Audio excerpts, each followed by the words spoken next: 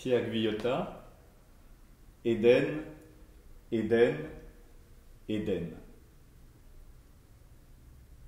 Les soldats, casqués, jambes ouvertes, foulent, muscles retenus, les nouveau-nés emmaillotés dans les châles écarlates, violets.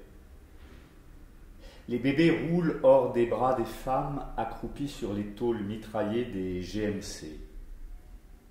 Le chauffeur repousse avec son poing libre une chèvre projetée dans la cabine. Au col Fercous, une section du RIMA traverse la piste.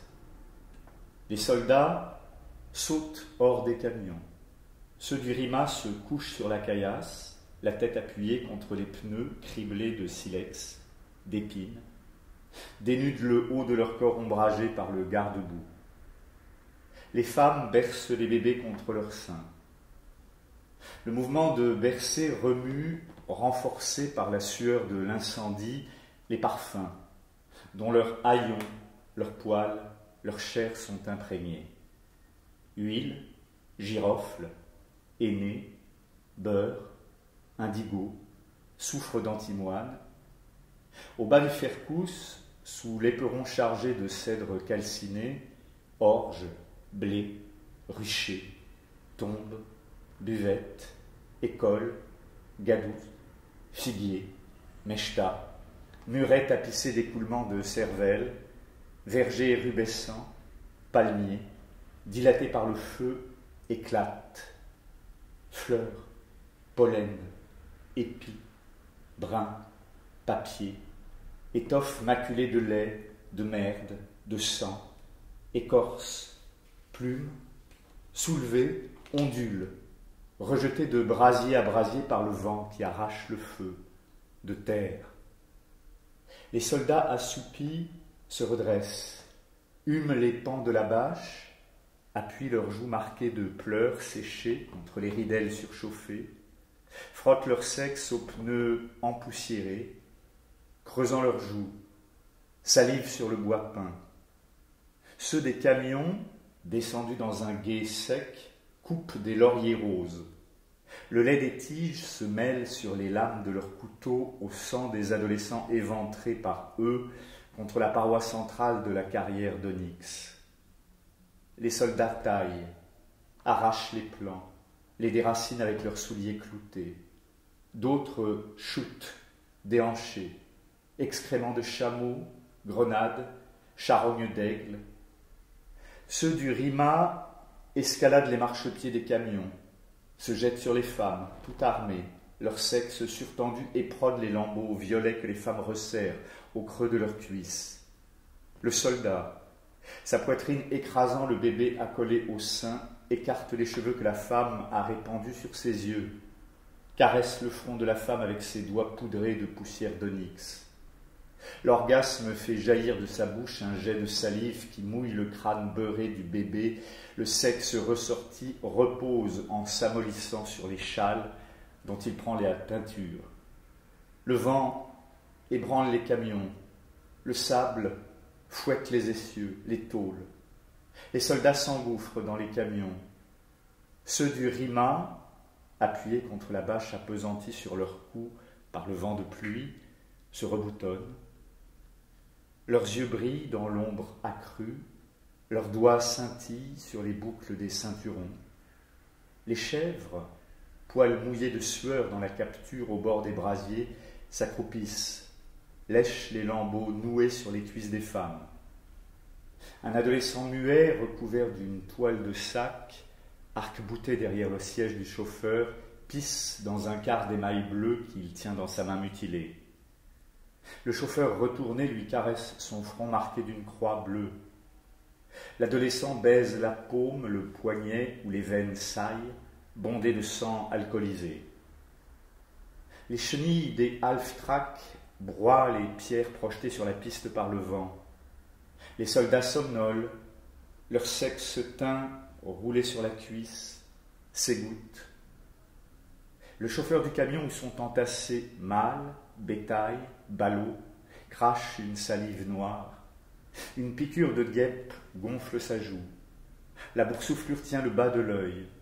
Ses poches sont chargées de raisins noirs, la tête tannée, rubescente, sous le poil blanc d'un vieillard, tressaute sur la tôle, sous le levier des vitesses. Du talon clouté, le chauffeur, salive noire séchant au menton, écrase, tire les mèches immaculées de l'occiput sur la tôle frappée, par-dessous, de pierres éclatées. Au camp, le soldat, chien, lavez mes tôles. Les femelles accrochent au buisson les haillons des nouveau-nés. Les mâles dressent les tentes le long du fossé d'ordures. La boue de déchets de viande, de vomissures scintille, rosée, sous les arcs des roseaux atonnent. Les soldats repoussent avec leurs crosses les femelles qui déposent leurs bébés sous les tentes dressées. Ils frappent, à coups de pied, de poing, les reins des mâles courbés sur les toiles déroulées. Ceux du Rima s'engouffrent dans le foyer creusé sous la plateforme du camp dans un gisement d'onyx. Tête échauffée, membres divagants, ils jettent les bouteilles contre les murs. Les éclats de verre retombés dans la rotonde obscurcie criblent, paillettent leur sexe extrait durci, ballotté hors de la braguette. La bière, le vin bromuré éclabousse les épaules, les seins nus du serveur. Ceux du Rima roulent, vomissent aux angles. Le serveur, son short enduit de graisse glissant sur ses reins, foule de son pied nu, tatoué sur la cheville d'un sein de femme, une serpillière. Contournant le comptoir, il la pousse jusqu'au bord des lèvres des soldats vomissants. Deux mâles attachent les bêtes derrière les tentes. Les enfants, cul bourré de crottes embouclées, assis sur l'herbe rongée par le sel, halètent, le front couvert de poussière, la tête inclinée atone sur l'épaule, l'œil violacé, scrutant le montage des tentes. Un soldat, bouclé brun, joue bondé de viande noire à touchant les lobes grêlés, s'accroupit, sexe encrassé tressautant dans le slip, auprès d'une fillette. Il lui caresse la nuque. Sa main descend sous les haillons qui recouvrent la gorge, palpe les seins, les aisselles. La fillette ferme ses yeux. Sa tête attouche le poignet enduit de jus de raisin du soldat. Une salive grise de faim coule hors de sa bouche sur sa joue, mouille le poing du soldat. Un coup de vent soulève dessus les tas excrémentiels, les pages de romans-films déchirés aux mains des soldats, accroupis sur les fosses expulsants, crispés, la merde ardente des retours de viol. Elles s'accrochent aux palmes des dattiers. Leur relent d'excréments résinés baisse et baigne la zériba du lieutenant. Accroupi, nu, dans un paquet d'eau tiède rayé par le soleil filtré au clay, il chiffle modulé, médaille tenue sur la pointe de la langue, chaînette soulevée sur le galbe des joues gonflées, gland violacé attouchant la mousse rosée par le raisin, paix baignant le rebord de bronze du paquet, forçant le sifflement. Des soldats, triqueurs du même bal métropolitain, au feu déclinant, errent autour des tentes. Ils dénouent les lanières, ils rampent sur le sable. Les pans de toile frôlent leurs reins criblés de gale.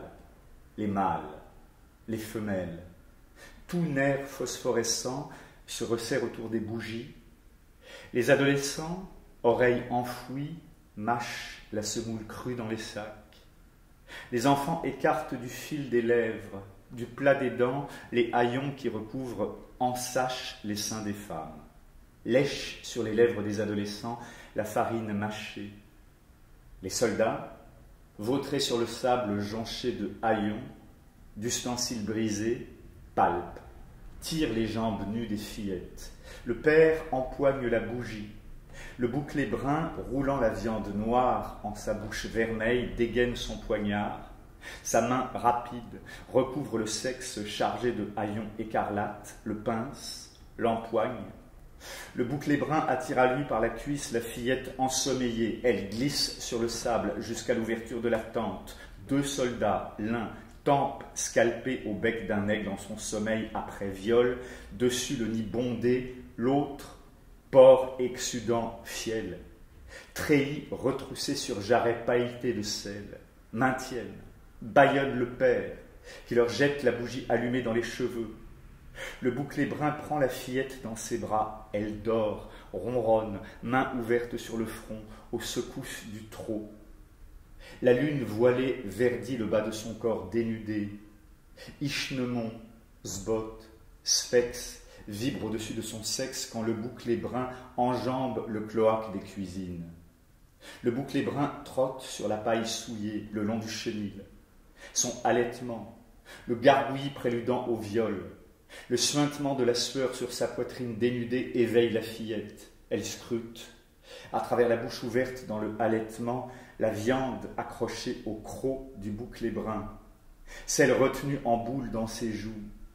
Le bouclé brun la remet sur pied. Il la plaque au grillage du chenil.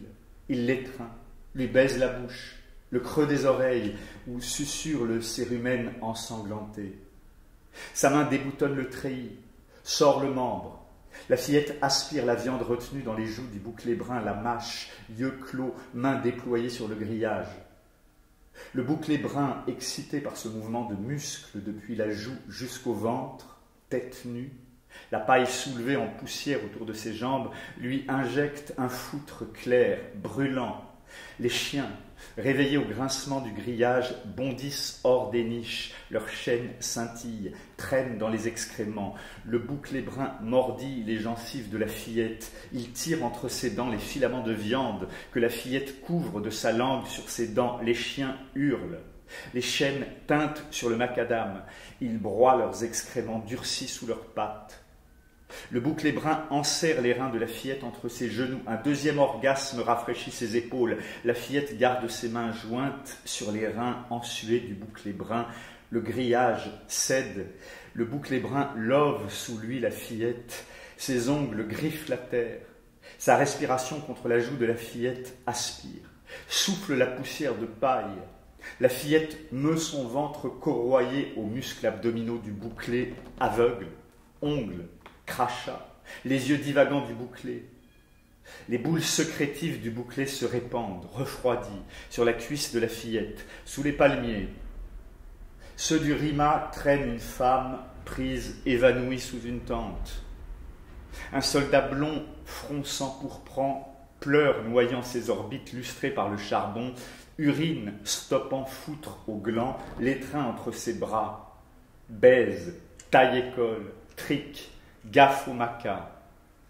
Leurs mains, leurs lèvres caressent, lèchent le visage crispé de la femme renversée sur le bras maculé de cambouis, de vin du soldat blond. La fillette, recouverte, enduite de poussière de paille, excepté sur ses lèvres prises, sur son sexe où le membre du bouclé déborde, garrotté, jeun, renifle une morve imbibée de sang dans la profondeur du nez. La tête de la femme heurte le tronc scarifié. Initial, chiffre de classe, cœur percé de flèches, du palmier stérile. Les soldats, déboutonnés, poings sucrés serrant leur sexe surtendu, se bousculent entre les jambes de la femme, écartées par les poings de deux camarades au plexus allégé dont le membre repose amolli sur la cuisse moulée dans le treillis léopard. Sous la tente, les soldats, assis sur le ventre, les bras, la poitrine du père, frottent leur chevelure noircie du plat de la paume, pètent. La bougie enfoncée dans la bouche du mâle évanoui susurre entre ses lèvres desséchées. Le mirador surplombe la palmeraie calcinée. La sentinelle peule, iris jaune glissant sur le globe bleu, laine crânienne ensuée, bascule le projecteur. Le faisceau fouaille les chairs ensuées des soldats arc-boutés sur la femme. La sentinelle broie son membre dans son poing, tourne le projecteur. Le faisceau traverse le lit asséché de l'oued, saisit une vibration sous le zéphyr, des lauriers roses empoussiérés. Une troupe de chacals y déchire une charogne d'âne emplie de pourriture liquide. Leurs flancs bondés ballottent. La sentinelle roule le projecteur sur le châssis. Le faisceau barde les seins qui palpitent, pubescents, semés de sucre sous les pans encrassés du treillis. La sueur grésille dans les touffes emmêlées. Sur la gorge, le faisceau liquéfie le sang, le pue dans les entailles. Le membre pousse la braguette amidonnée, sort du slip, prolifère, arqué, dessous la toile serrée. La sentinelle du poing fait pivoter le projecteur vers la stratosphère. Gémit, bâille, frotte ses cuisses, ourlet bridant le cul à la tôle de protection. Les soldats s'écartent de la femme recroquevillée autour du tronc. Les fourmis, les moustiques butinent la semence. Le foutre refoulé sur les bords de son sexe découvert. Lambeaux, fleurs ocre sur fond violet, collés au pubis.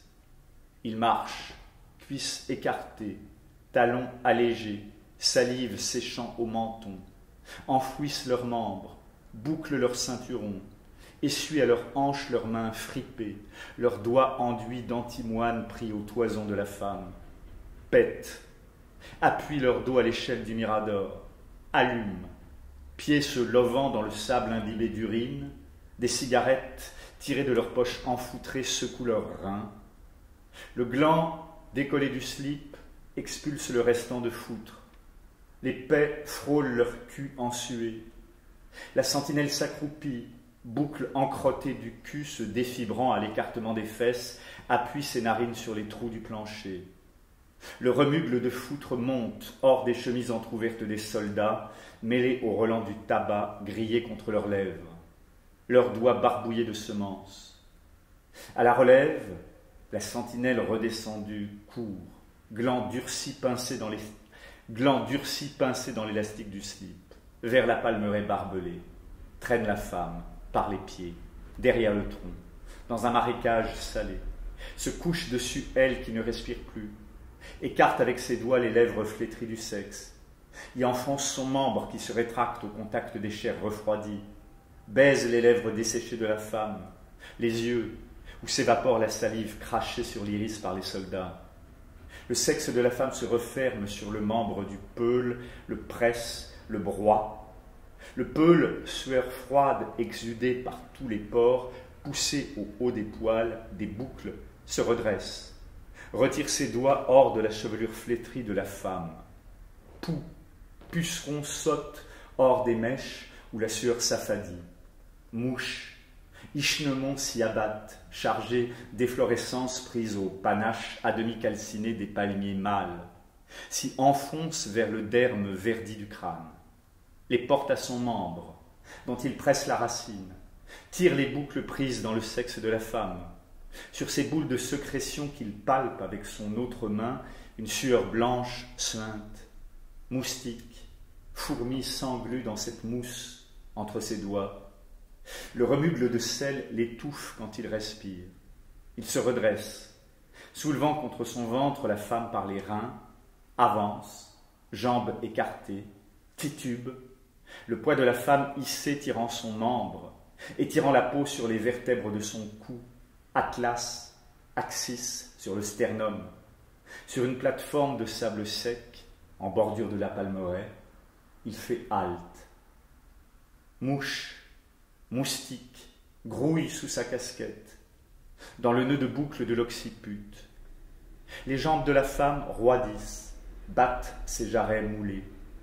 Il s'agenouille, se vautre, jambes de la femme dépliées, varices se fripant sur le sable, haletant, dessus le ventre froid, muscles de laine, tissu du membre forcé. Son poing frappe autour du sexe de la femme. Ses doigts tirent les lèvres, creusent sous leurs retroussis les muscles roides. Le peul dégaine sur sa hanche son poignard, trace avec la pointe de la lame recourbée à l'éventré sur la paroi d'onyx un demi-cercle autour du sexe de la femme, plonge la lame dans la chair muette, déchire, écorche, taille tous les muscles, les nerfs qui règnent sur le sexe de la femme, lacère l'entour flasque gainant son sexe garrotté. Le membre, redurci au contact des chairs remuées, jaillit, coiffé de chair sanguinolente. Le peule le cueille, le caresse, l'essuie avec un pan de sa chemise ensuée, se relève, s'adosse au tronc, ramasse son fusil sur la plateforme salée, le sable crépitant lui saute au visage, revient à la femme, frappe le visage, les seins, avec la crosse, le sexe se rétracte rouge, flétri, déformé sur la cuisse du peule. Le peule s'accroupit, tête retournée, empoigne les aisselles érubescentes. Ses mains ensuées glissent sur la chair froide. Les jambes, éclaboussées du sang du sexe déchiqueté, traînent sur les ossements. Le peule roule du pied le cadavre disloqué dans le trou creusé sous le barbelé par les chacals, sur une litière de charogne, d'excréments déféqués par eux dans la précipitation de la curée. Les sphex, les sbottes, soulevés dans l'appel d'air, assaillent, antennent, dards vibrants son membre, ses yeux, ses narines, ses lèvres. Le peule enfouit sa tête dans sa chemise. Une guêpe le pique sous le téton droit. Une mouche excrémentielle boit la semence retenue sur le bord du nombril dénudé. Un mouvement brusque du torse l'écrase dans la sueur entre deux bourrelets. Elle remonte, vibrant, conchiant la sueur dans le pli de chair jusqu'à la hanche. Le peule se rue, membre butiné, main ouverte jetée en avant. À l'infirmerie, 2 soldats torse nu râlent, vomissent, joue contre joue, vautrés sous le lavabo, jarrets baignants rosés clapotant dans les vomissures, mèches rabattues prises aux déjections résinées. L'aspirant, accroupi, pique leurs fessiers mis à nu. 2 infirmiers les maintiennent allongés sur le carreau. Le peule s'assoit sur le banc, sa tête renversée sur son épaule tressante, mouchetée. Ses dents vibrent, son téton enfle. L'aspirant, membre efflorescent, poussant sa braguette maculée d'iode, se redresse, yeux éblouis, scrutant au ras du galbe érectile des joues le plissage qui, étayé par la bandaison, prend sous la boucle du ceinturon. Les 2 infirmiers soulèvent les soldats, ils les portent au brancard disposé, au dehors, le long du baraquement, sur des tréteaux. Le peule, piqué au sein, gémit. Une bave ensanglantée s'écoule hors de ses lèvres asséchées en 2 filets sur son menton. L'aspirant lui arrache sa chemise. Il la jette à ses pieds. Il essuie, panse la piqûre.